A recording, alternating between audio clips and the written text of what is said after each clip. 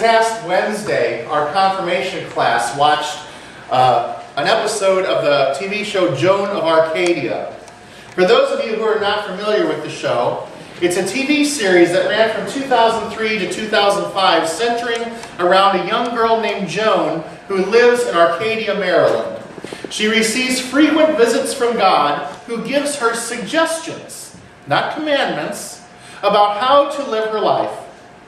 God appears to her in many ways, as a young man, as a little girl in the playground, a cafeteria lunch lady, a street cleaner, a naval commander, a chess master, and even as a mime. God appears to Joan as black, white, Asian, Arab, and even Hispanic, both male and female, depending on what the situation warrants. The wisdom of the show is very deep, and the theology is pleasantly acceptable for this sort of medium. Most TV shows and movies about religion are disappointingly irresponsible theologically. I show clips from this TV series every year to our confirmation students as we try to figure out who God is and how God is acting in our lives. The episode that we watched Wednesday dealt with our limited perception and how the bigger picture is sometimes beyond our comprehension. I think this wisdom is lifted up in our scriptures today, the ones that Alan read, and is especially applicable in the aftermath of the election that has been so recently inflicted upon the American people, and the scars we must deal with as a result of that process. In Wednesday's episode, Joan was challenged by God to sign up for advanced biology class. Now, Joan is not an apt biology student by any means, nor does she have any particular interest in biology as a science. Nevertheless, God challenges her to take this advanced class and develop her potential. After some pressure from God, she does so, and she sets into motion a chain of events. Her study group in advanced biology comes to Joan's house to prepare for an upcoming test. And while there, one of the boys meets Joan's brother, Kevin, who was recently in a car accident and is in a wheelchair. When Joan is out of the room, he tells Joan's mother about his father, who runs the city impound yard. There is currently a van in the impound yard with hand controls and a wheelchair lift that has been abandoned. This leads to Kevin acquiring the car, gaining independence, finding a job, and once more finding a way to be useful in society. Joan has no idea that her actions led to this favorable consequence, which will forever change her brother's life. However, Joan does not receive the miracle that she wants. She asks God to break the rules of nature and allow her brother with a severed spine in 4 places to walk again. A miracle happens through her. Kevin gets a car, a job, and a purpose in life, but she cannot see that miracle because she is blinded by the miracle that didn't happen. A wider story arc takes place in this episode, also based on Joan's actions. Joan's father is the chief of police in this series, and there's been a string of arsons taking place in town, but the fire chief is hesitant to talk to the police chief because of the corruption in the city. The man who runs the city impound yard is friends with the fire chief. He meets Joan's parents when they come to purchase the car for Kevin, and he's impressed with the integrity of Joan's father, the new police chief. He passes his impressions along to his friend, the fire chief, who confides in Joan's father, the police chief, and together they catch the arsonist, who is a member of the city council. So because Joan took up God's challenge, obscure as it was, to take advanced placement biology class, an arsonist was captured. This is a miracle that Joan would never have seen had not God pointed it out to her at the end of the episode. There are always miracles happening all around us, but usually we are so consumed by the nitty-gritty details of life that we are unable to see the miracles that happen every day in our world. Or we are so consumed by our own personal desire to have the particular miracle that we want to happen that we are unable to appreciate the miracles that happen in God's time. We, as human beings, are often unable to see the bigger picture, to appreciate what really matters, because we spend so much time consumed by the insignificant details of life. One day there was a traveler who was walking along a lane, and he came across 3 stonecutters who were working in a quarry. Each one was busy cutting a block of stone. Interesting to find out what they were working on, he asked the first stonecutter what he was doing. "I am cutting a stone," said the man. Still no wiser, the traveler turned to the second stonecutter and asked him what he was doing. "I am cutting this block of stone to make sure that it is square and its dimensions are uniform so that it will fit exactly in its place in a wall."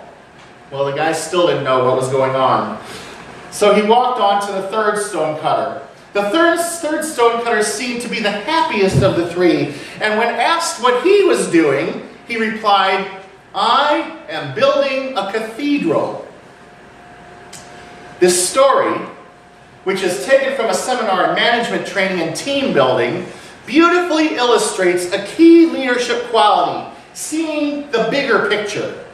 All 3 stonecutters were doing the same thing, but each one gave a different answer. Each knew how to do his job, but what was it that set that third stonecutter apart? Perhaps it was knowing not just how and what to do, but knowing why. Viewing the whole and not just its parts. Having vision, seeing the bigger picture. Having the ability to see significance in work beyond just the obvious. And understanding that a legacy will live on in the impact that we make on other people. Peter Drucker, who is an expert in the field of management training, suggests in this story that the first stonecutter knew what he wanted to get from his work, and he was doing so. He was giving a fair day's work for a fair day's pay, nothing more, nothing less. The third stonecutter had an obviously positive attitude to his work, perhaps because he saw the bigger picture. But what about that second stonecutter? Drucker says that this was a potential problem area, perhaps the opposite of the third stonecutter's view of the bigger picture. This second stonecutter was someone focused on his own narrow piece of work, possibly to the detriment of the project as a whole. He had simply a functional view, and that view was at the expense of the overall contribution to the big picture. So perhaps it is worth applying this to our practice of Christianity. Has worshiping God become something that we simply do on Sunday mornings rather than an integral piece of our identity? Are we so focused in the minutiae of our daily lives that we are unable to grasp the big picture, how we fit into God's role in our creation? And do we have a sense of this bigger picture, God's purpose in our lives? You know, God's purposes are always more important than our purposes. God's priorities are always greater than the jumble of details that we think are so important in life. We have so many things pressuring us and distracting us in our world, it's hard to step back and take a look at the bigger picture. It's hard for us to find answers to the challenges God places in our path because we have placed so many stumbling blocks in our way. We don't have time to do God's will because we are too busy doing our own will, or because we are busy playing someone else's game, the game that society has imposed upon us. But here's the secret. Here is the wisdom that our scriptures are revealing to us today. If you try to fit God into your life, you will never have time for God. If you try to fit your life into God, you will always have time for what matters in life. Now let me repeat that. If you try to fit God into your life, you will never have time for God. If you try to fit your life into God, you will always have time for what matters. If you fit your life into God, you will always have time for what matters. I know I should never use the word always. Never. No. You may not have time for all the insignificant things that are currently occupying your life. The things that you don't realize are insignificant because you're in the middle of them. But you will always have time for what matters. The best time management tool that you can ever apply to your life is to fit your life into God. If you do so, you will have time, the time you need to do what matters. This is what our scriptures are advocating today. The Old Testament lesson, the first one Alan read, is from the third book of Isaiah, written by one of Isaiah's followers after the people of Israel returned from exile in Babylon. You'll remember, in 586 BC, the Babylonian Empire invaded Israel, destroying Jerusalem, the center of worship for God's people. The Babylonians captured most of the strong young men and women from Israel and subjected them to slavery, torture, and worse for 50 years in Babylon before allowing them to return. The country of Israel was completely devastated. They could no longer worship God because God's house, the temple, was destroyed. Those who were captured, who are referred to as the diaspora, could no longer worship God because they were far away from their homeland, and all was lost. This was the time period where many of the prophetic books of our Bible are written, encouraging hope when all is lost, encouraging people of faith to come together when their country is in ruin, encouraging God's people to find new ways of answering God's call, even when their world is tumbling down or even when they've lost the football game.